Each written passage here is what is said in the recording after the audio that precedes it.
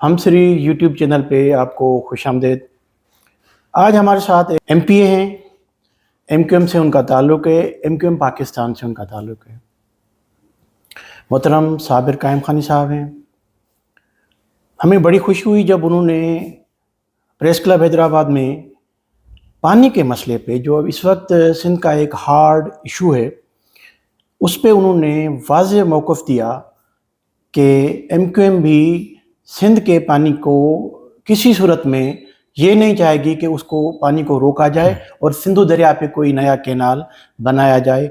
ہم نے سوچا کہ کیوں نہ ہم ان کو تکلیف دیں اور سندھ کے ایشوز کے اوپر اب جو واضح ان کا بیان آ چکا ہے اس کے اوپر بھی بات کریں اور اس کی پوری پولیٹیکل ہسٹری یا تھوڑی بہت اس کی پرسنل لائف کو بھی ڈسکس کریں۔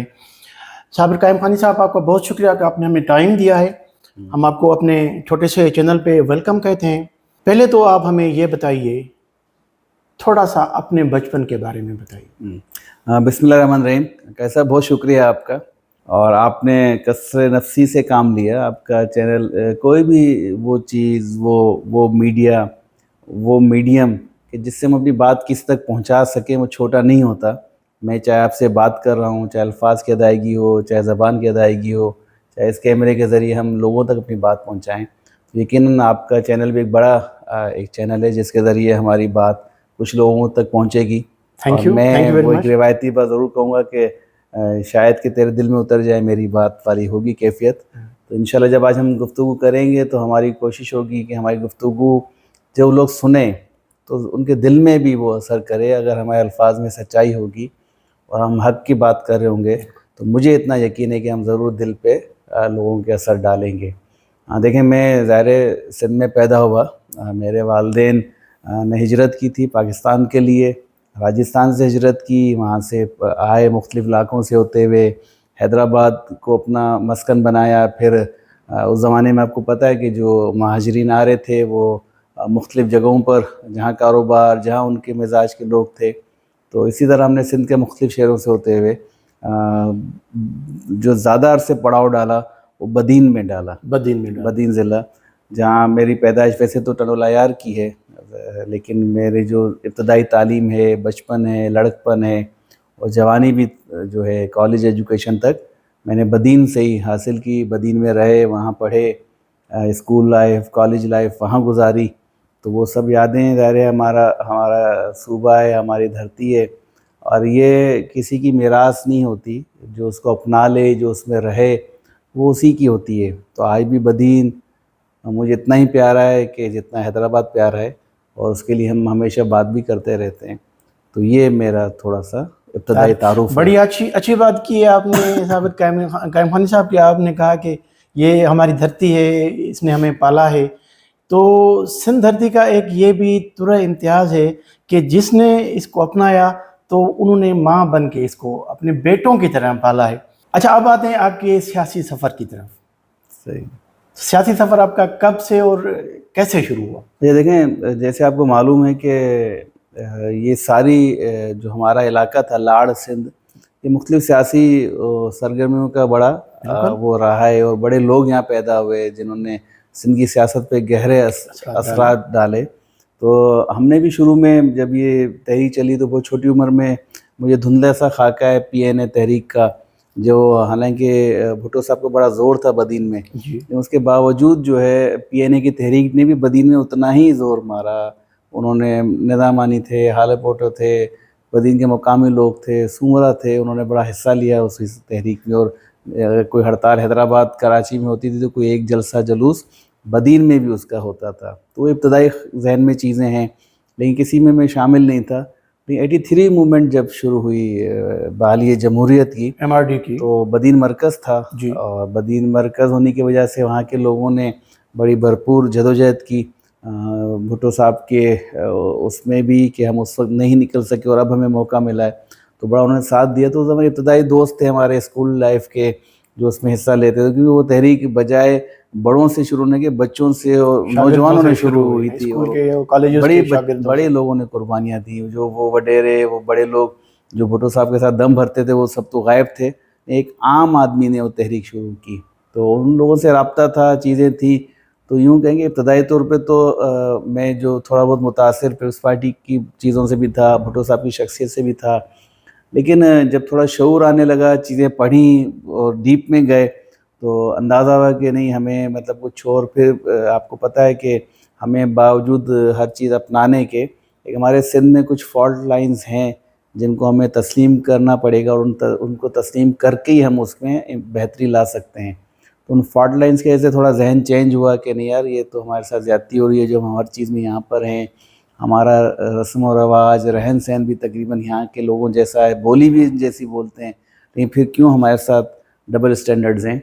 फिर मुहाजिर कौम मूवमेंट का वो जब थोड़ा सा उभार आया तो मेरे कुछ रिलेटिव्स जो हैं हैदराबाद के और दीगर वो उस पार्टी में थे, तो फिर मेरा 85 में पहले थोड़ा ऐसे रब्ता हुआ, देखा कि क्या हो रहा है क्या, हालांकि मैं बड़ा छोटी उम्र में था उस वक्त भी, 15-16 साल एज थी मेरी।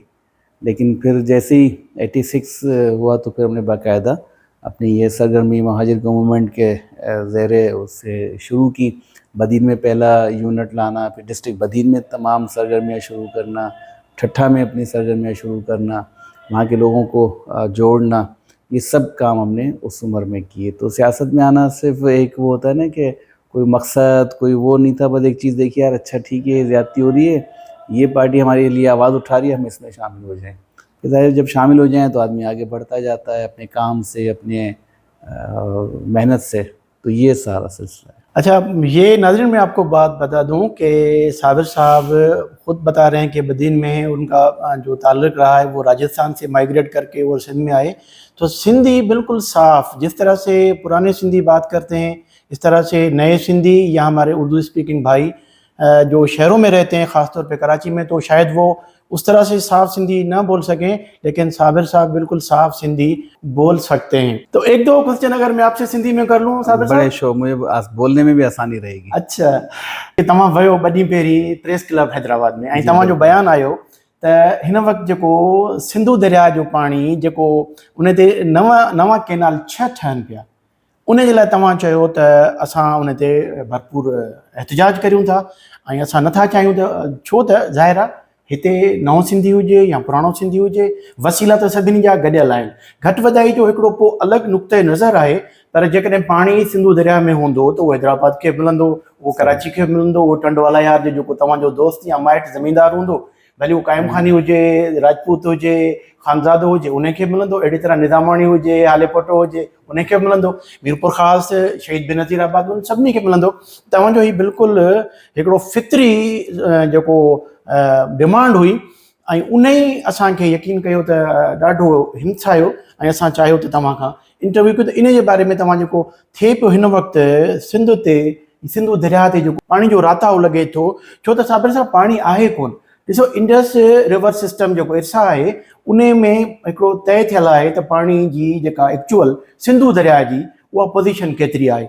जॾहिं उहो पाणी हिन वक़्तु बि मुकमल कोन्हे को, ऐं सिंध में तव्हां ॾिठो हूंदो त वाराबंदी थिए थी पई, त पोइ उन ते ज़बरदस्ती वफ़ाक़ सिर्फ़ु के हिकु सूबे खे ख़ुशि करण जे लाइ ऐं उन में अञा 6 केनाल कढे, त पोइ सिंध जी पुछड़ी त पहिरीं जेका उहो सुके पई, उहो त बिल्कुलु बंजर थी वेंदी। 200 एकड़ वारा ज़मीनदार यकीन कयो त काठियूं खपाए गुज़र कनि था पिया। ॾिसो काई साहब, जीअं मां मूंखे ॿुधायो त आउं ज़ाहिर सिंध जो ॼाओ आहियां, सिंध में रहियो आहियां, पढ़ियो आहियां, ऐं इलाही माण्हू पढ़िया आहिनि, पर सभु ज़ाहिर एतिरो हुनखां ज़बान खां वेझो न हूंदा आहिनि जेतिरा असीं आहियूं।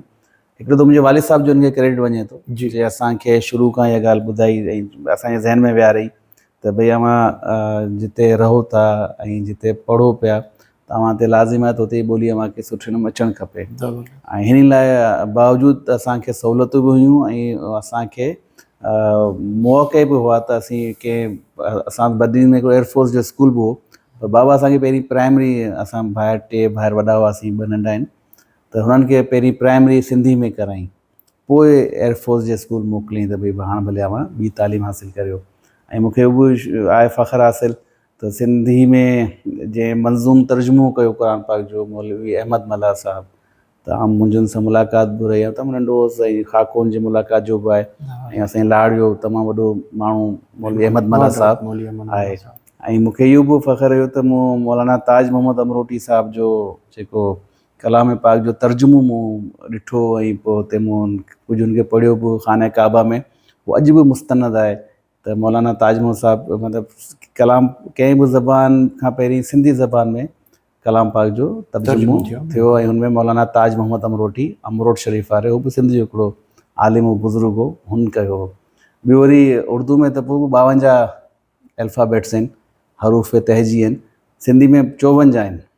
त ॿ वक़्तु हर ॻाल्हि खे चवण जे लाइ सिंधी ज़बान में शइ मौजूदु आहे। त असांखे ज़ाहिर ज़बानूं हू प्यार जो ज़रियो हूंदो आहे, मोहबत जो ज़रियो हूंदो आहे, उहो वधाइणु खपे। त असां उनखे सिखियो बि, असां उनखे कयो बि। ऐं जॾहिं ॻाल्हि मां दरिया सिंध जी कयो था त ॾिसो उहा लाइफ लाइन सिंध सां गॾु पाकिस्तान जे लाइ बि लाइफ लाइन आहे।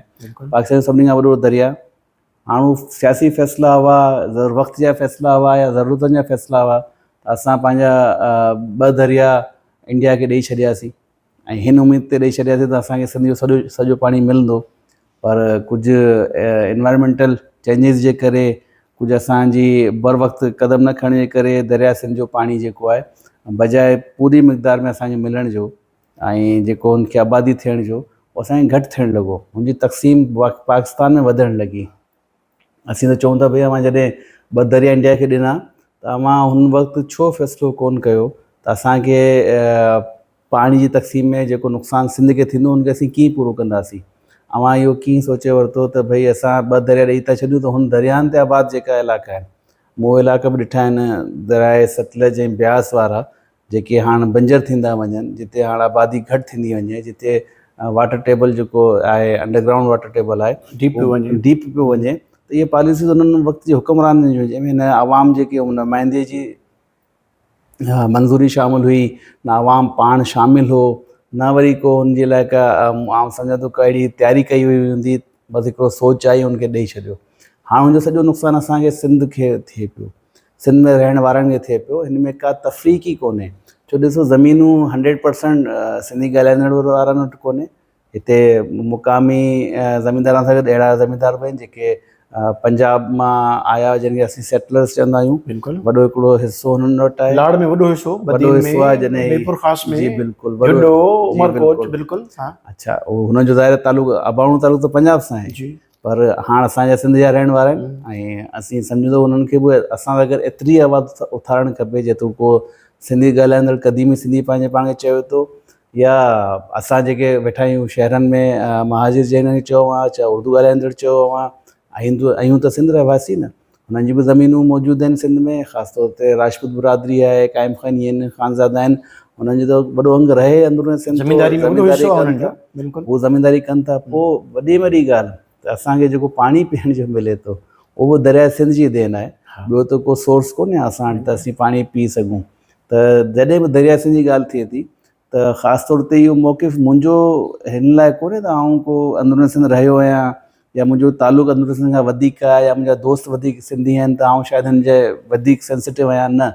मुतहदा क़ौमुल पाकिस्तान पहिरें ॾींहं खां चंद शयुनि ते हमेशह सिंध जे हर माण्हू सां गॾु तमामु तर इख़्तिलाफ़नि खे पसे पुश्त विझी बीहण लाइ तयारु आहे। हुनमें वॾो जेको आहे दरिया सिंध जे पाणी जो आहे, त दरिया सिंध जे पाणी ते पहिरियों हक़ सिंध वारनि जो आहे। दरिया सिंध ते का बि शइ, कहिड़ी बि शइ करणु चाहियो था त हुन ते पहिरीं राय मुक़दम अव्हांखे सिंध वारनि जी रखणी पवंदी। अव्हांखे जेको मनसूबा ठाहियो था त पहिरीं सिंध वारनि खां पुछी ठाहींदा। असां त पाण पंहिंजी हुकूमत जा नाक़िद बि रहिया आहियूं। या कुझु ॾींहं अॻु में मूं असेंबली में तक़रीर कंदे चयो, जॾहिं ॾिसो काई साहिबु हाणे असांखे सिंध दोस्ती, सिंध सां मोहबत नारनि सां अॻियां वधी करिणो पवंदो, अमली क़दम खणणा पवंदा। ऐं माफ़ु कजो को अगरि मुंहिंजी हीअं ॻाल्हायां को असांजो साथी जेको क़ौम परस्त आहे या सिंधी सियासत करे थो हुनखे उहो रखे। असां जॾहिं असांजे वार थिए थो न पोइ जाॻियूं था। अच्छा, वार थियण खां पोइ छो था जाॻियूं भाई? ही 6 कैनालनि जा मनसूबा जॾहिं ठहिया पिए, पाकिस्तान पीपुल्स पार्टी हुकूमत जो हिसो पहिरीं बि हुई, हाणे बि आहे ऐं सिंध में हुकूमत बि आहे हुनजी। हुन ओॾी महिल छो आगाह कोन कयो हिते? छो मनसूबा जॾहिं ठहंदा आहिनि त मीटिंगनि में ठहंदा आहिनि न, पहिरीं त अंडर दी टेबल शयूं हूंदियूं आहिनि न, जॾहिं टेबल थींदियूं आहिनि त पोइ आम माण्हू खे, आम सियासतदान खे ख़बर पवंदी। त असांजा तमामु क़ौम परस्त जेके पार्टियूं हाणे गोड़ हुननि शुरू कयो आहे, हुन वक़्तु छो कोन उथिया जेॾी महिल असांजे ख़िलाफ़ु मनसूबा ठहिया पिए? असांखे पंहिंजे पाण ते हमिलो थियण खां पहिरीं पंहिंजो बंदोबस्तु करणु खपे ऐं हुन जे लाइ असांखे हमेशह तयारु रहणु खपे। अवां ॾिसो जॾहिं असांजो सखर बैराज जो गेट टुटो, जी ठीकु आहे न, त इहा मामूली ॻाल्हि कोन्हे। अवां जे बैराजनि ते सिंध जी ज़िंदगी आहे। बिल्कुलु। दरिया जी सिंध खां पोइ जेके अची बैराज ठहनि था, त उहे अगरि ख़तमु थी था वञनि, हू टुटी था पवनि, हुननि जी रिहेबिलिटेशन नथी थिए, अॼु बि 4 गेट दरिया सखर बैराज जा बंदि आहिनि, केरु हुननि ते ॻाल्हाईंदो? गेट टुटो, असां छो कोन ॻाल्हाए सघियासीं? सिंध असेंबली में असां त तकरीरूं कयूं, पीपल्स पार्टी जेके हिकिड़े मेंबर जा असांखे तकरीर ॿुधायो, छो जो हुननि जी हुकूमत आहे, छो जो उनजो वज़ीर भी चवे थो त पंजाब और सिंध का मसला पानी का पुराना मसला है। भाई तुमने क्या किया? कमिश्नर ने 1935 में ख़त लिखा, ये किया, वो लिखा ख़त उसने, तुमने कितने ख़त लिखे, कितनी जदोजहद की, ये बताओ। त अहिड़ी ॻाल्हियूं असीं उन्हनि खां पुछूं था असेंबली में, त जवाबु नथा ॾियनि, पोइ असांजो तारीख़ ॿुधाइनि था त अंग्रेज़ कमिश्नर हो, हुन ही लिखियो, हुन इहा ॻाल्हि कई। असांखे तारीख़ न खपे, असांखे खपे त अवां अचण खां पोइ सिंध जे कैनाल सिस्टम खे, सिंध जे बैराज सिस्टम खे केतिरो इम्प्रूव कयो आहे।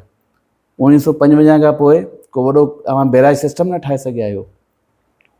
हिकिड़ो बैराज सिस्टम असां वटि ग़ुलाम मोहम्मद बैराज ठहियो 1962 में, हुन खां पोइ असां को ॿियो ठाहे न सघियासीं। असांखे सिंध में बि जेके ज़मीनूं बंजर थियनि पियूं, हुनजी विरासत ख़ासि तौर ते ॾिसो, असां लाड़ सिंध वारा जेके न पाणी जी वधीक खोट खे मोड़ियूं था। ऐं चवंदो आहियां असेंबली में, असां क़ौमी असेंबली में बि चयो, सूबाई असेंबली में बि चयो, त या त असीं कॾहिं ॿुॾी मरूं था या सुखे में मरूं था।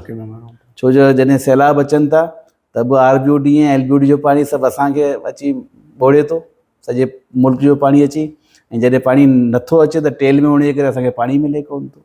त असांखे हर मौक़िफ़ ते पंहिंजी मुकमल तयारी करे ॻाल्हाइणु खपे। ऐं हाणे हिकिड़ो पुराणो मनसूबो असां वटि आहे इंडस बैराज जो। जॾहिं हिन 6 कैनाल्स जी ॻाल्हि थी पए त छो कोन असांजे वज़ीर आला CCI में असांजो इरीगेशन जो मिनिस्टर इहा ॻाल्हि करे थो त भई असां वटि अगरि अवांखे 6 कैनाल मथे ठाहिणा आहिनि, का ज़मीन आबाद करणी आहे, त असां वटि बंजर ज़मीन इलाही आहे।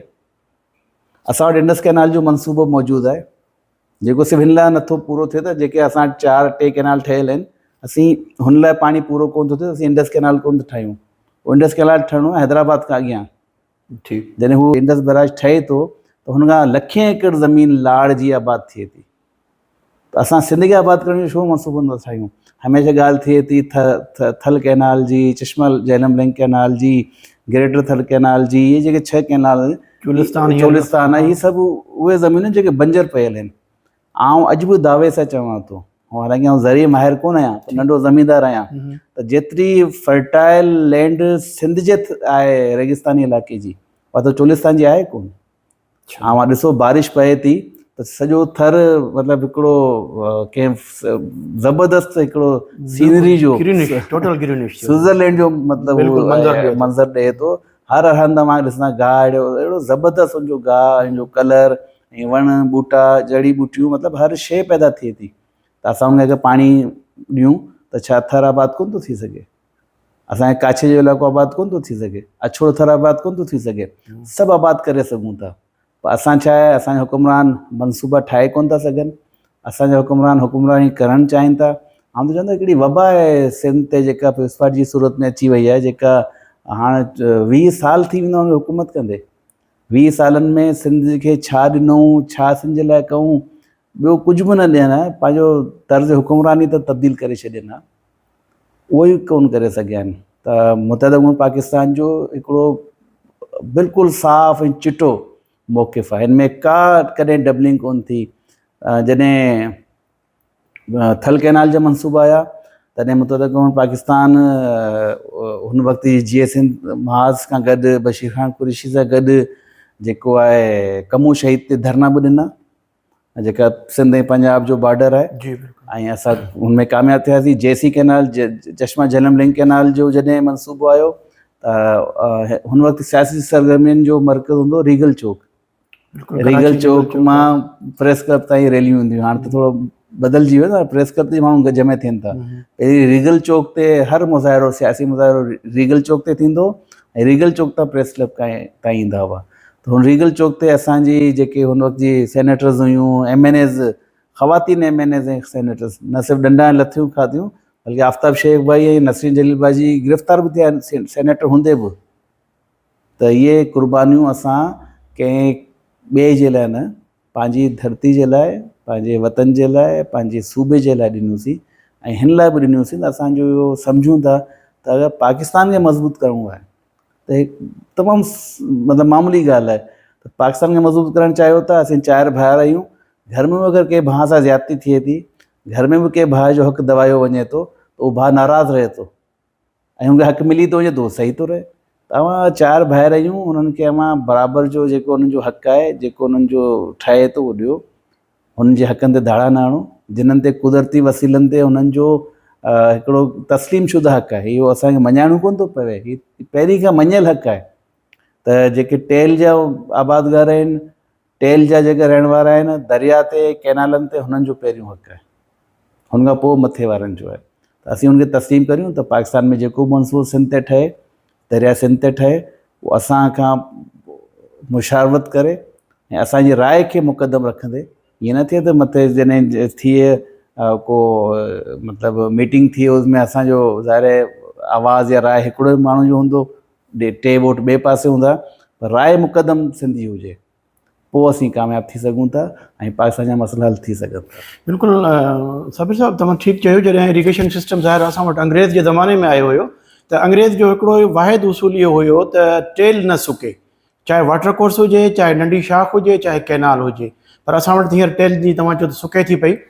अच्छा, हिकिड़ी शइ तव्हां जॾहिं एतिरी बिल्कुलु तव्हां वाज़ी क्लियर आहियो, जीअं ॿिया क़ौम परस्त सिंध जा माण्हू क्लियर आहिनि, या इवन पीपल्स पार्टी बि हाणे दाऊं करे थी पई, पर उन जो रवैयो असांखे ईअं सम्झो त ॿिटो लॻे थो पियो त जेकॾहिं तव्हां जीअं चओ त प्रेसिडेंट हाउस में उहा हिकिड़ी मीटिंग थी आहे ऐं उते हुननि इन शइ खे क़बूल कयो आहे ऐं पोइ ॿाहिरि अची दाऊं था कनि पिया। अच्छा, तव्हां हिकिड़ी वॾी स्टेक होल्डर जमायत सिंध जी आहे, भली उहा अर्बन सिंध जी छो न हुजे, पर स्टेक रखे थी पई, त पोइ उन खे सिंध जे जॾहिं इशूज़ जी बिल्कुलु ख़बर बि आहे त बजाए दावत, तव्हां चयो त मूंखे जेकॾहिं दावत मिलंदी या असांखे दावत मिलंदी त असां वेंदासीं, तव्हां पंहिंजे प्लेटफॉर्म ते बि तव्हां अहिड़े क़िस्म जो एहतिजाज, पुरअमन एहतिजाज, आइनी एहतिजाज करे सघो था। जी बिल्कुलु, अवां जी इहा ॻाल्हि सही आहे। हिकु ॿ दफ़ा MQM अहिड़ी कॉन्फ्रेंसिस जी मेज़बानी बि कई आहे ऐं हिन ते ज़रूरु असांजे मरकज़ी लेवल ते सोच वीचार हलंदो हूंदो। त हाणे जीअं हिन मसइले ते सभु तंज़ीमूं ॻाल्हाइनि पियूं, कॉन्फ्रेंसूं कनि पियूं ऐं MQM जो हिसो ठहे पई। हींअर पोइ ॾींहुं JUI जेका कॉन्फ्रेंस कई, हुनमें असांजे मरकज़ी रहनुमा अब्दुल हसीब भाई, जेको पहिरीं MPA बि रहियो, 2 दफ़ा जो मिनिस्टर बि रहियो आहे, हुन न सिर्फ़ु शिरकत कई, पर इहो साॻियो मौक़िफ़ जेको मां जे साम्हूं रखियो आहे उहो हुते हुन बि बयानु कयो। त हाणे असीं MQM इहा सम्झे बि त का अहिड़ी जदोजहद थिए थी त MQM पंहिंजो किरदारु पंहिंजी सतह सां उनखे इनिशिएटिव करे पाण बि अॻु भराई कंदी हुनमें। त इंशाअल्लाह ताला कोशिशि कंदासीं त हुन मसइले में कॾहिं इहा ॾिसो मसइलो जीअं असांखे चयो वेंदो त भई अवां सिंध जे लाइ, त आउं त चवां थो भई अवां सभु गॾिजी, सिंध जो मसइलो सिर्फ़ु सिंध जे पाणी जो कोन्हे, सिंध खे हिकिड़े नए सोशल कॉन्टेक्ट जी ज़रूरत आहे, जंहिंमें असीं सभु गॾिजी सिंध जे रहण वारा थोरो पंहिंजे पाण खे ॿियनि सभिनी शनाख़्त खां मथे थी इहो ॾिसूं था असांखे हाणे पंहिंजे मसइलनि जे हल जे लाइ पाण में कीअं गॾिजी सघूं था। हुनमें जेको बि ज़बान ॻाल्हाईंदड़ आहे, जेको सिंध में रहे थो, सिंध खां वफ़ादार आहे, उहो अॻियां अचे ऐं हुन ते पंहिंजो कमु करे। असीं हुनजे लाइ तयारु आहियूं, असां कयो बि आहे, आईंदा बि करण लाइ तयारु आहियूं। ऐं इहा ॻाल्हि पंहिंजे दोस्तनि खे मज़ाक में चवंदो आहियां कि क़ौम परस्त मुंहिंजा दोस्त आहिनि, त ॾिसो जेतिरो हिसो असांजे वटि आहे सिंध जो, उहो ज़ाहिर अर्बन एरिया आहे, उहो हिसो असां संभाले वेठा आहियूं, असां हुनजा मेंबर थियूं था, तो असां हुन सिंध खां सुठो रखियो आहे जंहिंजी दावेदार पीपुल्स पार्टी आहे। अचो मुक़ाबिलो करियो, पंहिंजो पाण में मुक़ाबिलो करियूं। मुंहिंजो हल्को आहे 62 आहे, मूं पंहिंजे हल्के में पंहिंजे आवाम जे लाइ, उहो चाहे केर बि हुजे, हुनजे लाइ तमामु ख़िदमत कई आहे। कोशिशि कंदा आहियूं उनखे बेसिक फैसिलिटीज़ ॾियूं, जेके कम असां कयासीं उहो अॼु ताईं माण्हुनि खे वखाईंदा आहिनि, तंहिंजे करे असांखे खटराईंदा आहिनि। त अवां बि मूंखे ॾेखारियो त अवां पंहिंजे हल्के में छा कयो आहे, अवां पंहिंजे हिसे जे सिंध खे संभालियो ई कोन पिया। त भई मूंखे जेतिरी ज़िमेदारी मिलियल आहे सिंध खे सुधारण जी, उहो असीं सुधारियूं पिया। जॾहिं असांखे सॼे सिंध जी ज़िमेवारी मिलंदी, इंशाअल्लाह सॼे सिंध खे सुधारे ॾींदासीं। न, यकीनन तव्हांखे पूरे सिंध जी ज़िमेवारी मिलणु खपे, पर उन जे लाइ तव्हां जीअं वरी हींअर बि ॻाल्हि कई त असां हिकिड़ो हिसो असां त चाहियूं था तव्हां पूरी सिंध जी नुमाइंदगी बि कयो ऐं पूरे सिंध जी वारसी कयो न, त पोइ तव्हां ॿाहिरि में छो नथा वञो? अच्छा ॾिसो, असां ॿाराड़ी में असीं वेंदा आहियूं, असां यूनिट बि आहिनि, असां उम्मीदवार बि बीहारींदा आहियूं, पर ज़ाहिर आहे आवाम जी मर्ज़ी आहे या को अलाए हुनखे प्रोपेगेंडा आहे, असां त कामयाबु न थिया आहियूं कॾहिं। पर अगरि मां कंहिं ॿुधायां ॿाहिरि नथो वञा, जंहिं ज़माने में कासमाबाद कोन थियो, कासमाबाद में जेको बॉइज़ कॉलेज आहे MQM ठाराए ॾिनो। ज़बरदस्त। कासमाबाद में जेको तालका अस्पताल आहे जिते NICVD बि ठहियो आहे, उहो तालका अस्पताल में MQM ठाराए ॾिनो। ज़बरदस्त। कासमाबाद जो पहिरियों फिल्टर प्लांट में MQM ठाराए ॾिनो। कासमाबाद में पहिरियों असफाल्ट मटेरियल जो रोड, उहो बि MQM ठाराए ॾिनो। ज़बरदस्त। त इहा अॻियां वधण जी कोशिशि हुई न। हालांकि हिकिड़ो असां आइडेंटिटी थी हुई भई लतीफ़ाबाद अलॻि आहे, कासमाबाद अलॻि आहे, पर जॾहिं MQM हुकूमत में आई त MQM इहो न सोचियो, MQM हुते कमु करे ॾेखारियो, MQM कोशिशि कई ऐं MQM कोशिशि कंदी रहंदी आहे। ॾिसो, ज़रूरु असां वटि इख़्तिलाफ़ बि थिया, असां हिक ॿिए खां ख़ौफ़ बि खाधो पिए, असां हिक ॿिए खां परे बि थियासीं। हिकिड़ो ज़मानो त दुश्मनी वारो माहौल हो, त सिंधी आबादी में महाजिर कोन ईंदो, महाजिर आबादी में सिंधी कोन ईंदो। अल्हम्दुलिल्लाह, अलाह जो शुक्र आहे, हाणे मां लतीफ़ाबाद अचो 6 नंबर में, 8 नंबर में, शाहीन कॉम्प्लेक्स में, 7 नंबर जे उनमें, मां ॾिसंदा फ्लैटनि में, गलियुनि में, घिटियुनि में वरी आबादियूं मिक्स थियनि पियूं। हिन जो मतिलबु आहे माण्हू हिक ॿिए खां मुहबत कनि पिया। विहाइण वारा ॿियो केरु आहिनि, इख़्तिलाफ़ पैदा करण वारा ॿिया के माण्हू आहिनि जिन्हनि जो को ख़ासि वजह हूंदी आहे, उन्हनि जो को हिकिड़ो एजेंडा हूंदो। असीं सभु त गॾिजी रहणु चाहियूं था ऐं हुन में असीं ख़ुशि बि आहियूं, छो जो को बि मुआशिरो तक़सीम थी तरक़ी नथो करे सघे। हुनखे तरक़ी करणी आहे त हुनखे पंहिंजा हुनखे कंपिटेटर बि खपनि, हुनखे सपोर्ट बि खपे, मतिलबु हुनखे इख़्तिलाफ़ राय बि खपे। माशरे खे तरक़ी करण लाइ इख़्तिलाफ़ राय बि ज़रूरी आहे। माशरे में इख़्तिलाफ़ हुअण बि हुनखे तरक़ी ॾिए थो ऐं हुनखे पंहिंजो सपोर्टर बि खपे जेको हुनखे अॻियां वधाइण में हेल्पफुल हुजे। असीं सभु शयुनि सां गॾु चाहियूं था त असांजी सोसाइटी अॻियां वधे। सॼे पाकिस्तान में मूंखे पोइ दफ़ा मेंबर क़ौमी असेंबली हुअसि, हुनजी हैसियत में मूंखे 2-टे ॿियनि सूबनि में बि इलाही मौक़ो मिलियो विज़िट करण जो। त छा वजह आहे जो वसाइल ॿियनि सूबनि सां असां वटि वधीक आहिनि, तरक़ी में असीं ॿियनि सूबनि खां पोयां आहियूं। अलिफ ऐलान चवे थी त जेके 5 असां डिस्ट्रिक्ट ठाहिया आहिनि एजुकेशन जा, हुननि पंहिंजा हर सूबे खे डिस्ट्रिक्ट जो नालो ॾिनो आहे, हुन सिंध जो 4थों नंबर आहे। छो? सिर्फ़ु बलूचिस्तान असां खां पोयां आहे, ॿिया सभु असां खां अॻियां आहिनि। गिलगित बल्तिस्तान 2 नंबर ते आहे, पंजाब पहिरियों नंबर ते आहे, KPK 3 नंबर ते आहे। छो भई असां छो नथा करे सघूं? इहा ॻाल्हि त हींअर हाई कोर्ट बि पुछी सेक्रेटरी एजुकेशन खां, त साॻियूं वर्ल्ड बैंक जो लोन मिले थो पंजाब खे, हुते हू कंप्यूटर लैब्स ठाहिनि था, ॿारनि खे कंप्यूटर ॾियनि था। ऐं अॼु ताईं घणा कंप्यूटर ॾिना आहिनि जंहिंसां असांजो PD अची ॿुधाईंदो, जॾहिं PD आयो कोई कोर्ट रिपोर्ट आहे, अख़बार में रिपोर्ट थी अख़बार में को जॾहिं सेक्रेटरी PD आयो, PD खे ख़बर ई कोन असां केतिरा कंप्यूटर विराया आहिनि। त हिन जो ज़िम्मेवारु केरु आहे?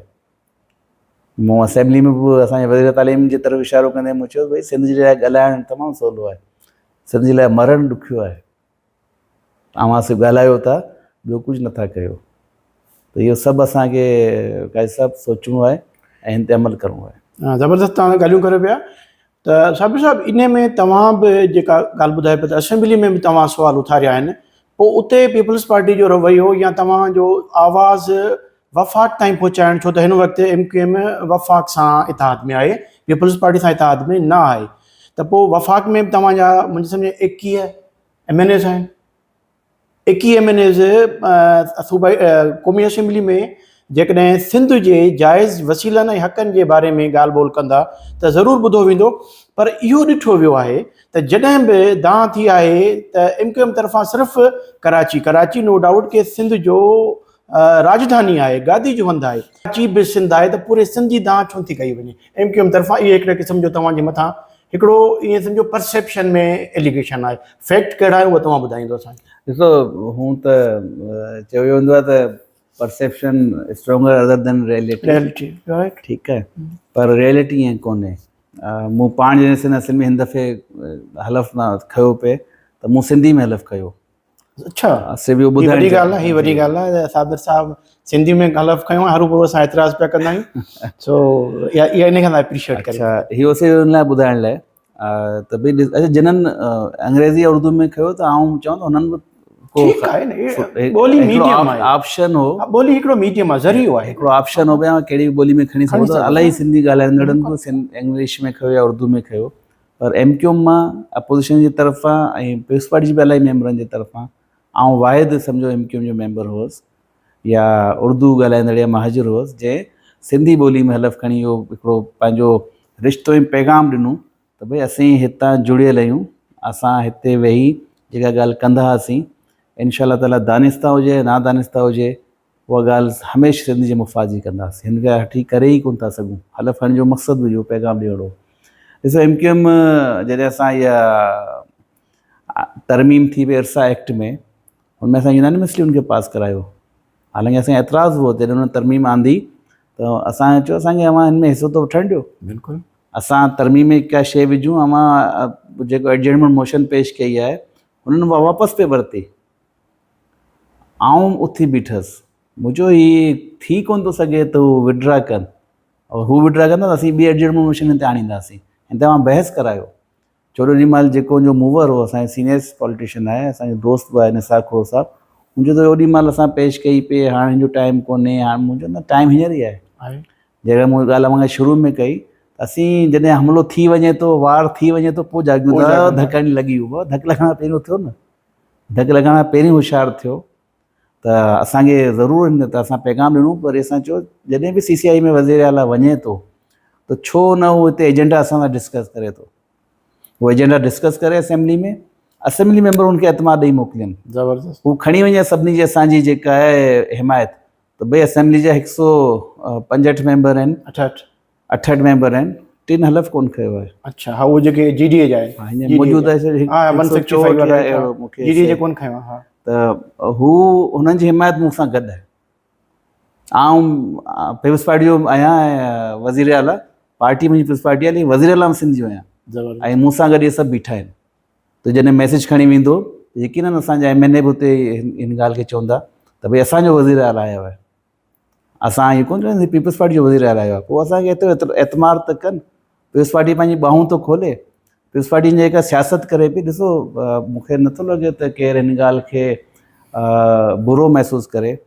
अॼु जेको असां वटि हिकिड़ी ख़लीज आहे, उहा ख़लीज पैदा कंहिं कई आहे, सिंध खे डिवाइड कंहिं कयो आहे, सिंध हिकिड़ी आहे न, असीं सभु मञूं था, सिंध खे नालो अर्बन ऐं रूरल जो कंहिं ॾिनो आहे, इहो कंहिं महाजिर त कोन ॾिनो आहे, इहो अर्बन सिंध ऐं रूरल सिंध जेको पैदा कयो आहे पीपल्स पार्टी पैदा कयो आहे, हुन पंहिंजे मुफ़ादनि जे करे, पंहिंजी के पॉलिसियुनि जे करे, पंहिंजी के सियासत जे करे हुन ख़लीज पैदा कई, जॾहिं बि मौक़ो ईंदो आहे उहे सिंध कार्ड इस्तेमालु करण जी कोशिशि कंदी आहे, त हू हींअर बि हुनजी पॉलिसी इहो आहिनि।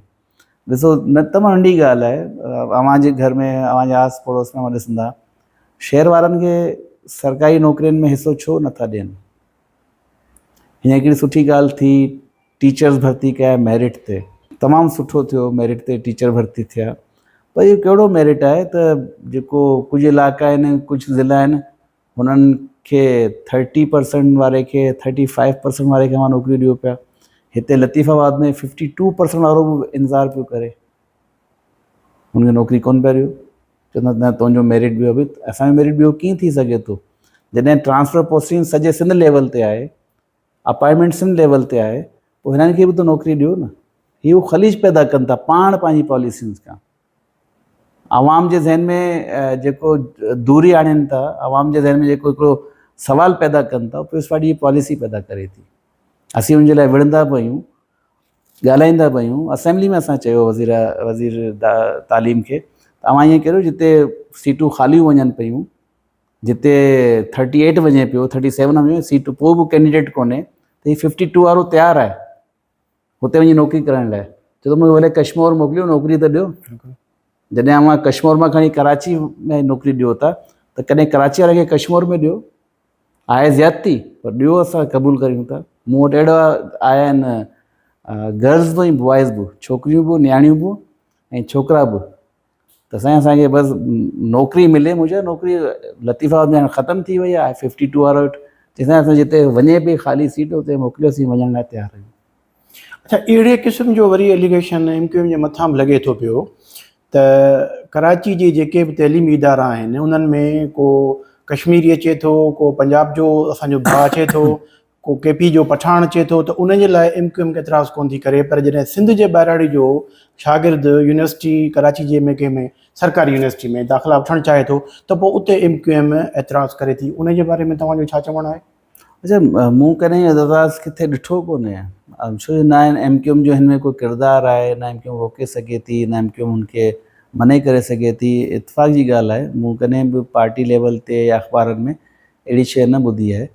हिकिड़े ज़माने में 88 में 89 में भाउ वॾो मुंहिंजो पढ़ंदो SMC में, पर वेंदो हुअसि त हुते सिंधी मेडिकोस बि हुई, पंजाबी मेडिकोस बि हुई, सभु पढ़ंदा हुआ। का ॻाल्हि हींअर बि जेके पंहिंजा हुते जा इदारा आहिनि हुननि में हुननि जो पंहिंजो हिकिड़ो कोटा आहे। उहो कोटा में जेको वञनि था हुनखे अवेल कनि था, उहो पढ़नि बि था। के मुक़ामी तौर ते को थींदो मुंहिंजो कॉन्फ्लिक्ट ऑफ इंट्रस्ट बि किथे पैदा थींदो न। जीअं मूंखे एडमिशन न मिलियो त मुंहिंजो यार मूंखे एडमिशन कोन थो मिले त महाजन सां ज़ुल्म थिए पियो, सिंध जा माण्हू चयो, उहा हिकिड़ी ॻाल्हि थी सघे थी, ऐं हुनखे इनकार नथो करियां। बाक़ी बतौर पार्टी पॉलिसी अहिड़ी कॾहिं बि पॉलिसी न रही आहे। असीं त वेलकम बि चऊं था। असां त हिन शइ जे ॾिसो, कोटा सिस्टम खां मुमकिन आहे त मुंहिंजे कुझु सिंधी ॻाल्हाईंदड़ भाउरनि खे फ़ाइदो थियो हुजे, ऐं ईअं कोन्हे त कोन थियो हूंदो। पर आउं हिकिड़ो सिंध जा आई जी हैसियत सां, हिकिड़ो सिंध सां मुहबत कंदड़ जी हैसियत सां सम्झां थो त हिन पॉलिसी जे करे सिंध में जेको मेरिट हो, सिंध जो हिकिड़ो जेको बासलाहियत नौजवान हो, हुनजी जॾहिं हक़ तलफ़ी थी त ॾिसो सिंध मयार में, ऐं ॾिसो ब्यूरोक्रेसी जे मयार में सिंध सॼे पाकिस्तान में पोयां हलियो वियो। फलाही मनसूबनि जे हवाले सां सिंध पोयां हलियो वियो। एजुकेशन हाणे त ॾिसो डिग्री खां वधीक अव्हांजी क़ाबिलियत, अव्हां छा आहियो, दुनिया इहा ॾिसी अव्हांखे नौकिरी ॾिए थी। सिर्फ़ु डिग्री ते नौकिरी कोन थी मिले, हुनमें असांजो माण्हू पोयां रहिजी वियो। अॼु बि दुनिया त छॾियो, इंटरनेशनल त छॾियो, जेको असांजो फेडरल पब्लिक कमीशन जो जेको ईंदो आहे रिज़ल्ट, हुनमें सभिनी खां वधीक जेके सीटूं आहिनि उहे सिंध जूं ख़ालियूं आहिनि। छो ख़ाली? उन में अर्बन जूं वधीक ख़ाली हूंदियूं, इन ते तव्हां कॾहिं गौर कयो आहे? हा, असल में ॾिसो अर्बन जो जेको नौजवान आहे न, उहो हिन शइ खां मायूस थी वियो आहे। असां पंहिंजे नौजवान खे चवंदा आहियूं त भई PCS कयो, CSS करियो, ट्राए त करियो। ख़ुदि मुंहिंजे घर जा ॿार हमें मिलती नहीं है, देते नहीं, हम क्यों जाएं, हम और कहीं चले जाएं। वो प्राइवेट नौकरी करण में, मुल्क खां ॿाहिरि वञण में सहूलियत महसूसु करे थो, हिते नौकरी करण में ॾुखाई महसूसु करे थो। त हाणे तव्हां ॾिसो त शहीद बेनज़ीराबाद उन में अर्बनाइज़ कोन्हे का, मीरपुर ख़ासि डिवीज़न अर्बनाइज़ कोन्हे का, अहिड़ी तरह लाड़काणो डिवीज़न अर्बनाइज़ कोन्हे का। उते बि त असांजा जेके उर्दू स्पीकिंग भाइर आहिनि उहे बि त रहनि था न पिया। उन्हनि खे फ़ाइदो न पवंदो हूंदो उन उन उन जेको कोटा सिस्टम जो हिकिड़ो तव्हां ॿुधायो पिया त उनजो हिकिड़ो रुख उहो ऊंदाहो रुख आहे, हिकिड़ो रोशन रुख उहो भाई। छो त हींअर असां ॾिठो हुयो हफ़्तो पहिरीं त हिकिड़ो बदीन जो स्कूलड़ो आहे, उन मुंहिंजा नियाणियूं उन्हनि खे पंहिंजा माइट कुलनि ते खणी ऐं दरिया नंढो हिकिड़ो आहे वाह आहे, उहो क्रॉस कराए स्कूल मोकिलनि था। एॾी तकलीफ़ खां पोइ जेके ॿार पढ़ी अॻिते निकिरनि था, उन्हनि सां कुझु रिआयत थियणु खपे। ॾिसो हिकिड़ो आहे इहो असां वटि नरेटिव आहे, असांजो बयानियो आहे त भई ईअं थिए थो, ई करणु खपे। हिन कोटा सिस्टम लॻो त 10 साल जे लाइ नाफ़िज़ थियो, ऐं चयो बि इहो वियो त भई 10 साल लॻायूं पिया। हिन 10 सालनि छो जो हुते जेको आहे उहो कम्पीट कोन थो करे सघे, ऐं हुनखे ज़रूरत आहे, ऐं अर्बन रूरल जे फ़र्क़ु जे करे रूरल जो माण्हुनि खे अहसास महरूम थिए थो। त 10 साल खां पोइ हाणे त 50 साल थी विया आहिनि, केरु हुननि जी ज़रूरतूं पूरियूं कंदो? 50 सालनि खां सिंध हुकूमत रूरल जा जेके नुमाइंदा ईंदा आहिनि खटे, हुननि जी हुकूमत रही आहे। हमेशह रूरल जो माण्हू अची हुकूमत करे थो। वज़ीर अला असांजो रूरल थिए जो नुमाइंदो थिए थो, असां वटि वज़ीर तमामु रूरल जा थियनि था। ऐं रूरल अर्बन त पंजाब में बि आहे, रूरल अर्बन त बलूचिस्तान में बि आहे, KP में बि आहे, उते रूरल अर्बन कोटा कोन्हे। बिल्कुलु तव्हां सही पिया चओ, पर तव्हां जॾहिं MNA रहियो हुई, तव्हां विया हुयो पंजाब जे ॻोठनि में, त उते जा जेके तव्हां पीला स्कूल चवंदा आहिनि न, उन्हनि खे पीला स्कूलनि जी पोज़ीशन ऐं असांजे सिंध जे ओवरऑल पोज़ीशन, असां तव्हां सां बिल्कुलु मुतफ़िक़ आहियूं। ऐं असां पाण चाहियूं था त कोटा सिस्टम न हुजणु घुरिजे, पर उन सां जेकॾहिं MQM इहो मुतालबो बि रखे त सिंध जे ॿाहिराड़ी जे स्कूलनि जी बि हालत बहितर कई वञे, उहो ज़ाहिर आहे पीपुल्स पार्टी ते उनजो मुतालबो हुजणु खपे, इहो वधीक बहितर न थींदो? अच्छा, इतफ़ाक़ वारी ॻाल्हि आहे, पोइ दफ़ा छा थियो जो थर में तमामु घणियूं अमवात थियूं पे, हा, ऐं माण्हू जी ॿार ड्यू टू न्यूट्रिशन उते खाधो मुनासिबु कोन्हे। त हिकिड़ी पॉलिसी ठही त जंहिं थर जे डोमिसाइल ते मेडिकल में पढ़ाई कई आहे, हुनजी पोस्टिंग हुते कई वञे। हा, इहा पॉलिसी ठही। बिल्कुलु। पर को बि वञण लाइ तयारु कोन्हे। जॾहिं जो हुतां पढ़ी अचे थो, हुते जी फैसिलिटी वठे थो, बेनिफिशरी आहे, उहो हुते कुझु करण लाइ तयारु कोन्हे। त इहा ॻाल्हि हुननि खे बि चए, ॾिसो काई साहब, असांखे हाणे ॻाल्हाइणो पवंदो हक़ीक़त पसंदी ते। बिल्कुलु। अगरि ज़्यादती शहर में रहंदड़ सां थिए पई त हुन ते बि सिंधी जेको पंहिंजे पाण खे, हालांकि आऊं इहो चवां थो, मूंखे कोन्हे ख़बर अव्हांजी उमिरि केतिरी आहे। अगरि आऊं पुछां ऑन कैमरा अव्हांजी एज घणी आहे? 58 आहे। मतिलबु अव्हां मूंखां 5 साल पुराणा सिंधी आहियो। ठीकु आहे, बिल्कुलु। मुंहिंजी 52 मां इन ते राज़ी आहियां। आऊं 53। मां कॾहिं कोन चयो त मां महाजर आहियां। तव्हां कॾहिं कॾहिं चई था वञो था महाजर आहियो, मां तव्हांखे चवंदुसि तव्हां मूंखां 5 साल। जीअं आऊं चवंदा भई 53 इयर्स जो सिंधी आहियां। हा बिल्कुलु, 58 जो सिंधी आहियो। इहा सोच असांखे आणणी पवंदी न, त भई हिते रहण वारो जेको अगरि को 60 साल जो त 60 साल जो सिंधी आहे, कुझु 5 साल जो ॿार आहे त 5 साल जो सिंधी आहे। त हीअ जॾहिं असीं सोच आणींदासीं त हिकिड़ो त सिंध में तमामु बहितरु थींदो। ॿियो वरी असीं हिक ॿिए जे मसइले जे लाइ ॻाल्हाईंदासीं। ज़्यादती अगरि किथे 5 साल वारी सिंधी खां थिए पई, या शहर में रहंदड़ जेको आहे महाजिर सॾाए, उर्दू ॻाल्हाईंदड़ सॾाए, या सेटलर सॾाए, को बि ज़बान, हाणे त पंहिंजा हिसेदार त पठान बि थी विया आहिनि, ऐं उन्हनि बि वेलकम चवां थो। मतिलबु छो जो सिंध जी धरती में जेको हिकिड़ो मोहबत जी जेका हिते माण्हुनि में अचे थी, उहा त असांजी फितरत में अची वञे। असीं चाहे बि कंहिंसां नफ़रत नथा करे सघूं, असीं चाहे बि एतिरो तासुब नथा करे सघूं, छो जो असां हिते रहूं था, हिते जी असांजे में बि शइ अची वई आहे। त जेको पठान हिते जी रहे पियो, हुन असांखे अपनाए छॾियो आहे, त ठीकु आहे, वेलकम यार, असां सां बीहे त सही। पंजाबी जेको हिते रहे पियो, वेलकम असांजे लाइ, बीहे असां सां। ईअं असीं हिक ॿिए सां गॾु बीहंदासीं, हिक ॿिए जे मसइले जे लाइ ॻाल्हाईंदासीं, त यकीन करियो सिंध अॼु बि पाकिस्तान खे हलाए पियो, वधीक सुठे नमूने हलाए सघे थो। अच्छा, ॿिया मसइला कहिड़ा आहिनि सिंध जा मसइला, ॿिया तव्हांजे नज़र में जिन खे तव्हां उजागर कयो आहे ऐं जिन ते पीपल्स पार्टी खे कमु करणु घुरिजे? ॾिसो, सभिनी खां पहिरीं जेको असांजे पीपल्स पार्टी जा दोस्त चवंदा आहिनि त असां NICVD ठाहे छॾियो। हा, सिहत शूबे में उहो पंहिंजो पाण खे क्लेम कंदा। असां गंबट इंस्टीट्यूट ठाहे छॾियो। मुंहिंजे हिते जेका असांजा डॉक्टर दोस्त आहिनि, मुंहिंजा की असां वटि सां छा सिर्फ़ु NIC छा दिलि जा मरीज़ आहिनि छा? ॿियो को मर्ज़ कोन्हे असां वटि? या गंबट इंस्टीट्यूट जेको हिकिड़ो मतिलबु ठही वियो आहे, जंहिंजो सिंध जे हिकिड़े कुंड खां ॿिए कुंड ताईं वञण वारे खे 400 किलोमीटर वञिणो पए थो, 500 किलोमीटर वञिणो पए थो। त असां छो न पंहिंजे हर अस्पताल खे इम्प्रूव कयूं? ऐं सिविल अस्पताल हैदराबाद वञो, ऐं चोथों ॾींहुं बि 4 ॾींहं पहिरीं में वियुसि, त मूंखे जॾहिं हिते वेंदो रहम ईंदो आहे। जेके हुते वीचारा ग़रीब अबोझ माण्हू ईंदा आहिनि, ईअं कॉरिडोर्स में, रोडनि ते सुता पिया आहिनि, हुनजा अटेंडेंट केॾांहुं वञनि? हिते माइट आहिनि कोन, माइट हुजनि बि त कंहिंजे घर माण्हू केतिरो ॾींहुं रहंदो? तव्हां हर ज़िले में जेको असांजो सिविल अस्पताल आहे, हुनखे ठीकु छो कोन था करियो? मूं प्रेस कॉन्फ्रेंस कई 2 ॾींहं अॻु में, हुन में मूं चयो असांजी ख़ुशकिस्मती आहे, असां 3 वज़ीर आहिनि सिर्फ़ु हैदराबाद मां, हिन शहर मां, 3 जाम मां अॼु बि जेको इलाजु कराइणु ईंदो आहे न, भिटाई ईंदो आहे माण्हू। 3 जाम में तालुका अस्पताल मौजूदु आहे, हुनखे छो नथा इम्प्रूव कयो? केरु कंदो इम्प्रूव? अहिड़े नमूने असां वटि पाणी जी खोट आहे। इरिगेशन मिनिस्टर 8 सालनि खां असांजो आहे, छो न असांखे पाणी जे लाइ बहितरीनु इंतज़ामु करे? असीं दरिया जे किनारे वेठा आहियूं, हिकिड़े पासे दरिया, ॿिए पासे 3 वाह आहिनि, 3 कैनाल्स आहिनि, पर असां पाणी कोन थो मिले पीअण जो। अॼु बि शहर में घोड़ आहे, पाणी कोन्हे। असां पंहिंजे टाइम ते 4 फिल्टर प्लांट ठाहियासीं, हुन खां पोइ कोई फिल्टर प्लांट ई कोन ठहियो। त असां सिंध खे, पीपल्स पार्टी खे खपे त ज़िले वाइज़ ॾिसो, हर ज़िले खे अर्बन ज़िलो नथा ठाहे सघो। हिननि लाइ कहिड़ो शौक़ु थी वियो आहे त म्यूनिसिपल कॉर्पोरेशन हैदराबाद आहे त म्यूनिसिपल कॉर्पोरेशन नवाबशाह बि ठाहियूं, म्यूनिसिपल कॉर्पोरेशन मीरपुर ख़ास बि ठाहियूं। अहिड़ी बेवकूफ़ी आहे काजी साहब। ऐं 2013 खां 18 में बि रहियो आहियां ऐं मेंबर सूबाई असेंबली। त असां वटि हिकिड़ो बिल आयो जंहिंमें असां 3rd डेवलपमेंट अथॉरिटी ठाही। पीपल्स पार्टी पेश कयो बिल, 3rd डेवलपमेंट अथॉरिटी। हिन में डेवलपमेंट अथॉरिटी ठाहींदा आहियूं न, पोइ हुनजा हिकिड़ा तरीक़ेकार आहिनि, फीसिस आहिनि, कानून आहे, एक्ट आहे। जीअं हैदराबाद डेवलपमेंट अथॉरिटी ठही, जीअं कराची डेवलपमेंट अथॉरिटी ठही, हुनजो हाणे त ख़ैर अलॻि करे छॾियो आहे। हुनजो जेको बिल्डिंग कंट्रोल जो सिस्टम हूंदो, हुनजो वासा जो सिस्टम हूंदो, उहो सभु सिस्टम 1 टाइम गवर्नमेंट ठाहे ॾींदी आहे। उन्हनि जी रनिंग कास्ट हुते जा रहण वारा पे कंदा आहिनि।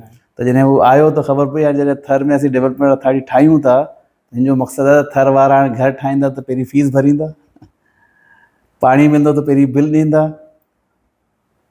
अहिड़ी शयूं लागू थी वञनि थियूं त हिकदमि उन्हनि वापसि वरितो चई हीअ त असां सोचियो कोन हो त भई हर इलाइक़े जी अलॻि ज़रूरत आहे अर्बन एरियाज़ जी अलॻि ज़रूरत आहे रूरल एरियाज़ जी अलॻि ज़रूरत आहे दुनिया में ईअं थींदो आहे त रूरल एरियाज़ खे कॾहिं बि कन्वर्ट कोन कयो वेंदो आहे अर्बन एरियाज़ में हुननि खे रूरल जे हिसाब सां सहूलियतूं ॾिनियूं वेंदियूं आहिनि जेके घटि कोन हूंदियूं आहिनि मतिलबु हुननि जो हिकिड़ो लेवल हूंदो आहे ऐं अर्बन एरियाज़ जा मसइला ॿिया हूंदा आहिनि हुनखे अर्बन एरियाज़ जे हिसाब सां सहूलियतूं ॾिनियूं वेंदियूं आहिनि त पीपल्स पार्टी अहिड़ो छो सिस्टम नथी ठाहे त असांजो जेको हिकिड़ो थर में रहंदड़ माण्हू हुजे चाहे बदीन में हुजे चाहे सिजावल में हुजे चाहे मथे लाड़ उत्तर में हलिया वञो आहे हुते जो माण्हू हुजे हुनखे हर शइ मिलंदी हुजे छो नथो पूरो करे पाण पाड़ी सां ॻाल्हि शुरू कई पाण वटि दारावट डैम ठही वियो आहे थाणे बुलाखान वारो थाणो बुलाखान कंप्लीट आहे बिल्कुलु सिर्फ़ु कैनाल कढणो आहे जेका सिंध गवर्नमेंट जी ज़िम्मेवारी आहे ऐं 25,000 जेको हुनजी PC चए थी PC1 चयो थो त 25,000 एकड़ ज़मीन हुन ते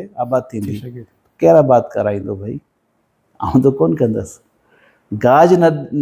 गाज डैम अलाए 20 सालनि खां ठहे पियो बिल्कुलु केरु मुकमल कंदो उते को बि कमु कोन थो हले पियो इहो सिर्फ़ु कागज़नि में आहे गाज डैम तव्हां मथे वेंदो न मेहड़ खां ककड़ वारे पासे गाज हिते अचे गाज डैम हिते आहे असांजे इलाइक़ा आहिनि त पाण जेको रैलियूं कढियूं पिया त हिन ते छो कोन था ॻाल्हायूं हिन ते बि त ॻाल्हाइणु असांजो फर्ज़ु आहे अमन अमान जी सूरत हाल ते तमामु ख़राबु आहे तमामु ख़राबु आहे कंदकोट ॾिसो इहो असांजो हिकिड़ो अलमियो आहे अहिड़ा ज़रख़ेज़ इलाइक़ा अहिड़ा बहितरीनु इलाइक़ा जेको असांजी सुञाण थी सघनि था जी पंजाब खे अगरि पाकिस्तान जो अनाज घर चऊं त अगरि असांजे इलाइक़ा हिन शइ खां मथे हुजनि अमन अमान खां त इलाइक़ा सिंध जे लाइ अनाज घर ठही सघनि था अहिड़ी ज़बरदस्त ज़मीन वारा इलाइक़ा उहो सिर्फ़ु धाड़ेलनि जे हवाले आहे न उहा बि हुननि जी पॉलिसी आहे उहा असांजी पॉलिसी कोन्हे उहो हुकूमत जी पॉलिसी आहे हुकूमत मञण लाइ तयारु कोन्हे हाणे त हैदराबाद में बि मतिलबु असीं सम्झूं था त असांखे ज़रूरत आहे अमन अमान खे ॾिसण जे लाइ हितां अॻुवा थिया पोइ ॾींहुं हिकिड़ो माण्हू अॻुवा थियो हुनखे पोइ धाड़ेलनि रिकवरी में मारे छॾियो निज़ामाणी हसन नासिर निज़ामाणी हा त इहे सभु शयूं आहिनि असांखे अमन अमान बहितर करणु खपे आऊं हक़ में आहियां त असांजी कम्यूनिटी पुलिस खे ज़रूरत आहे असीं नाफ़िज़ करे मूं हिकिड़ो एक्ट बि विधो असेंबली में बदकिस्मती सां सिंध असेंबली पास कोन कयो हुनखे पोइ दफ़े त हू 1937 जो एक्ट हुयो हुनखे चेंज करिणो हो जंहिंमें जेके असांखे मुक़ामी पुलिस जेका आहे लॻाइणी हुई कम्यूनिटी पुलिस खे परवान चढ़ाइणो हर हंधि इहो ठाहियो कम्यूनिटी पुलिस जॾहिं कम्यूनिटी पुलिस ईंदी त जेका मंशात वधे पई मंशा जी सूरत में मैनपुरी गुटका वधे पियो ऐं त ॼाणू माण्हू हुयो तव्हांखे ख़बर हूंदी त हाणे हीअ त हिननि जी ॿोलियूं हलनि थियूं हीअ त कंपनी लिमिटेड वांगुरु कमु कनि पियूं त जी डिस्ट्रीब्यूशन हिकिड़े खे मिले थी त हुते ॿियो माण्हू कमु कोन थो करे सघे त हिते हिननि खे को मोकल मिले थी मोकल चवंदा आहिनि हफ़्ते वारी मोकल मिलंदी आहे ॿिए कंहिंजो माल कोन हलंदो छा आहे कहिड़ो सिस्टम ठाहे छॾियो आहे हिननि खे हलाइण वारा केरु आहिनि उहे वॾा CSP ऑफिसर्स हा अलमियो आहे जिन्हनि खे असीं मतिलबु सम्झूं था इहे असांजो शान आहिनि असांजा ॿार आहिनि पढ़ी लिखी अची CSP ऑफिसर थिया आहिनि हुननि जी ऑफिसर मुक़ररु थियण साण ई जेका तरजीह आहे उहो चेंज थी वञे अमां जी सोसाइटी में मां पंहिंजे नुमाइंदे खे बेअसर करे छॾियो आहे आउं तालका नाज़िम रहियुसि ऐं मेंबर सूबाई असेंबली रहियुसि वरी मेंबर क़ौमी असेंबली हुअसि वरी हींअर सूबाई असेंबली मेंबर आहियां ऐं हिकिड़ी आम सां गाॾी में आयो आहियां ड्राइवर बि मुंहिंजो ज़ाती आहे मूं वटि गार्ड बि कोन्हे पर आउं चाहियां त मुंहिंजे इलाइक़े में हीउ कमु न थिए ऐं SSP खे चवां SSP नथो मञे त मूंखे हिकिड़ो एतिरो इख़्तियार थो हुजे न SSP खे चेंज करायां पर इहा ॻाल्हि कंहिं मञण लाइ तयारु कोन्हे त असीं पंहिंजे पब्लिक नुमाइंदे खे पब्लिक रिप्रेज़ेंटेटिव खे अहिड़ो पावर ॾियूं त हू पंहिंजे इलाइक़े खे सुधारण लाइ कमु करे कच्चे जा जेके धाड़ेल आहिनि उन्हनि जे करे शिकारपुर लाड़काणो घोटकी कंबर शहदादकोट कशमोर कंदगोट जकमाबाद इहे ज़िला सम्झो नो गो एरिया बनियल आहिनि ऐं उते तव्हां ॾिठो त हींअर DIG ऐं SSP घोटकी जी पाण में अणबणनि थी वई जेके ॿई ट्रांसफर थी विया त उन जे लाइ तव्हां वटि उन जे लाइ को हल आहे या उन ते तव्हां का ॻाल्हि ॿोल कई आहे असेंबली में अंदरि ॾिसो सिंपल आहे जनरली सिंध जी हिन नालनि सां न हिकिड़ी दफ़ा क़ौमी असेंबली में बहस थी पए ऐं असांजो हिकिड़ो दोस्त हो मज़ारी जेको पंजाब मां MNA हो सरदार पंहिंजो अॻूणो वज़ीर आज़म हो शेरबाज़ ख़ान मज़ारी हुनजो पुटु हो नालो मुंहिंजे ज़हन मां निकिरी वियो त मुंहिंजो दाड़ियल हिकिड़ो बयानु हलायो आहे त असीं हुन फलां मज़ारी जा पुटनि वांगुरु आहियूं, असांजे हथ के छा आहे। हाँ। त सिचुएशन इहा आहे त हुते जा अक्सर माण्हू पुरअमन रहणु चाहिनि था। अक्सर माण्हू पंहिंजो कारोबार करणु चाहिनि था, हारप कनि था, पुरअमन रहणु चाहिनि था। पर के अहिड़ा बाअसर माण्हू आहिनि जेके दाड़ियलनि खे कल्चर खे सरपरस्ती कनि था ऐं हुनजी सरपरस्ती जे करे हुननि जो हले थो। भई ॾिसो, जॾहिं तव्हां लॉ एंड ऑर्डर जी ॻाल्हि करियो था ऐं पंहिंजो लॉ एंड ऑर्डर मेंटेन नथा रखे सघो, पुलिस ते हमला थियनि था, थाणा राति जो बंदि थियो वञनि था, आवाम जी दादरसी नथी थिए, तॾहिं त हीउ कल्चर वधीक थिए थो। हिकिड़ो ई हल आहे, अवां पंहिंजी सिस्टम खे सुठो कयो, हुते पुरअमन माण्हुनि खे जेको आहे हुननि खे अवां अॻियां खणी अचो, अवां पाण ॾिसंदा त हीउ दाड़ियल सिस्टम बि ख़तमु थी वेंदो ऐं अमन बि क़ाइमु थी वेंदो। अच्छा, MQM जॾहिं उनजी फॉर्मेशन ठही पए त यकीनन उनखां पहिरीं जेके असांजा शहर जा भाइर हुया, शहरी भाइर, उर्दू स्पीकिंग भाइर, उहे मज़हबी पार्टियुनि जे असर में हुया। जमा इस्लामी हुजे, शाह महमूद नूरानी साहब जी हुजे जेका पार्टी, ऐं उनखे पोइ कैप्चर कयो MQM पंहिंजे जौहर में रोशन ख़्याल जमायत जो हिकिड़ो ॾिनो रूप ॾिनो। हिन वक़्तु जेका इंतिहा पसंदी जी हिकिड़ी लहर आहे, उहा हिकु दफ़ो ॿीहर सिंध ते अटैक करे चुकी आहे, त उन ते तव्हांजो ज़ाती ऐं पार्टी जो कहिड़ो स्टांस आहे? ॾिसो, हिकिड़ी ॻाल्हि त बिल्कुलु वाज़े आहे, असीं पंहिंजे नबी पाक सल्लल्लाहु अलैहि वसल्लम जे ॿुधायल सम्झायल रस्ते ते हलणु चाहियूं था। असीं हिन में जेको आहे को बि मतिलबु हिन में ॿी ॻाल्हि ई नथा सोचे सचूं। हुन सम्झायो त भई अवां पंहिंजे ख़ुदानि खे, पंहिंजे इस्लाम खे संभालण जो हिकिड़ो तरीक़ो आहे त ॿिए खे बुरो न चओ, त वरना हू अवांजे हुननि खे बुराई कंदा। ॿियो वरी हुननि वटि एग्ज़िस्टेंस इलाही हुई ॿिए जी ॻाल्हि ॿुधण जी, त हुन कॾहिं बि पंहिंजे मुखालिफ़नि खे अहिड़े नमूने माराइण जो हुनखे हुन हमेशह तबलीग ते वधीक ज़ोर ॾिनो, पंहिंजे किरदार ते वधीक ज़ोर ॾिनो, रवादारी, बर्दाश्त, हुन में कामयाबी बि वियो। असां वटि जेको आहे हीअ लहर जेका आई आहे, उहा ज़ाहिर हिकिड़े ॾींहं में कोन आई आहे। पहिरीं त हुन लहर जे लाइ असबाब पैदा कया विया। असबाब पैदा करण जो मतिलबु आहे त असांजी सोसाइटी में अहिड़ी शयूं आणियूं जेको माण्हुनि में हिकिड़ो इश्तियाल पैदा कनि, ऐं हुन इश्तियाल जो नतीजो ॾिसो त निकिरे थो। ज़रूरु जेको जंहिं बि माण्हू का गुस्ताखी कई आहे हुनजी सज़ा वाज़े आहे, 295C उनजो शरीयत में बि वाज़े आहे ऐं पाकिस्तान जे कानून में बि वाज़े आहे। त असां चाहे कहिड़ी बि सज़ा जेका एक्स्ट्रा जुडिशल हूंदी आहे, MQM तुंहिंजी वॾी विक्टिम रही आहे। असांजा बेशुमार साथी एक्स्ट्रा जुडिशल किलिंग में, चाहे बेनज़ीर साहिब जो दौरु हुजे, चाहे हुननि जो जेको हो नसरुल्लाह बाबर हुनजो दौरु हुजे, चाहे ॿिए कंहिंजो शुरू जो दौरु हुजे, मुशरफ साहिब जो, सभ में MQM जा एक्स्ट्रा जुडिशल साथी जेके आहिनि असांजा कारकुन शहीद थिया। त असीं कॾहिं हिमायत नथा करियूं हुन शइ जी। असीं चवंदा जंहिंखे बि आणियो, कानून जे अॻियां आॾो आणियो, कानून जे साम्हूं पेश करियो, जेको हुनजी आहे कानून सज़ा ॾींदी। कानून जी हुकुमरानी सही थी वञे त अवाम इश्तिहाल में कॾहिं कोन ईंदा। त असीं अहिड़ी शइ जो चाहियूं था त अहिड़ी ही लहर जेका आहे सिंध में न अचणु खपे। सिंध जो माशरो हिकिड़ो मोहबत जो, रवादारी जो, पुरअमन माशरो आहे, जिते जी हिकिड़ी डायरेक्ट हिकिड़ी 2 सीटूं अहिड़ियूं आहिनि जिते असांजो थर जो डिस्ट्रिक्ट जेको आहे उते 55% ग़ैर मुस्लिम आहिनि, 45% मुस्लमान आहिनि, ऐं कॾहिं को इख़्तिलाफ़ु कोन्हे, मिली करे रहनि था।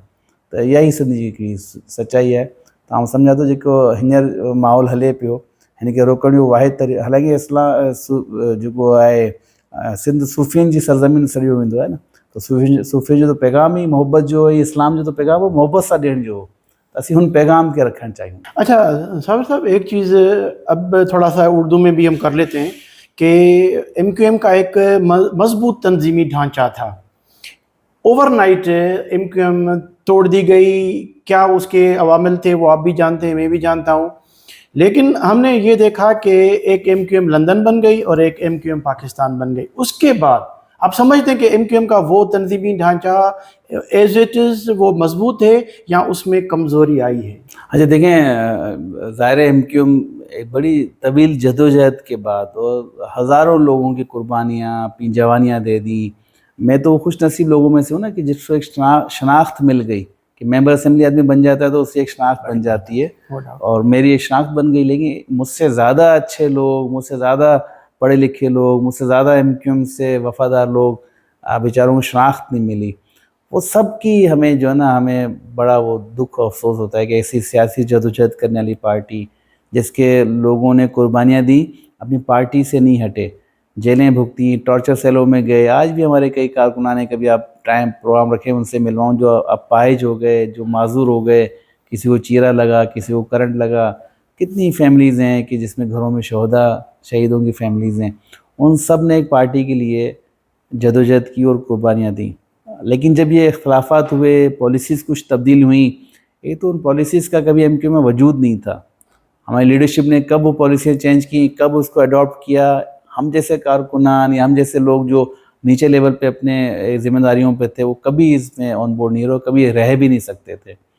لیکن اب جب یہ دھڑے بندی ہو گئی، آپ کو پتہ ہے اس کا نقصان ہوتا ہے. گھر تقسیم ہوتا ہے تو گھر کو نقصان ہوتا ہے، پارٹی تقسیم ہوئی تو پارٹی کو نقصان ہوا. ہم کوشش کر رہے ہیں، میں جس پارٹی سے بھی منسلک ہوں وہ متحدہ قومی پاکستان، جو پاکستان میں سیاست کرے، اور ہمارا یہی موقف ہے کہ کسی کو سیاست کرنی ہے، کسی نے اپنی قوم کی رہنمائی کرنی ہے، قوم کی رہبری کرنی ہے، قوم کو جمع کرنا ہے، تو وہ کہیں ملک سے باہر رہ کے نہیں ہو سکتا. آپ آئیں اپنے ملک میں آ کے سیاست کریں تو پھر پتہ چلے گا کہ بھئی آپ کتنے مضبوطی کے ساتھ اپنے موقف پہ کھڑے رہ سکتے ہیں. اور ہمیں اپنے پاکستان میں رہ کے اپنے لوگوں کے لیے، پاکستان کے لیے سیاست کرنی تھی. ہم نے اس کو مضبوط کیا.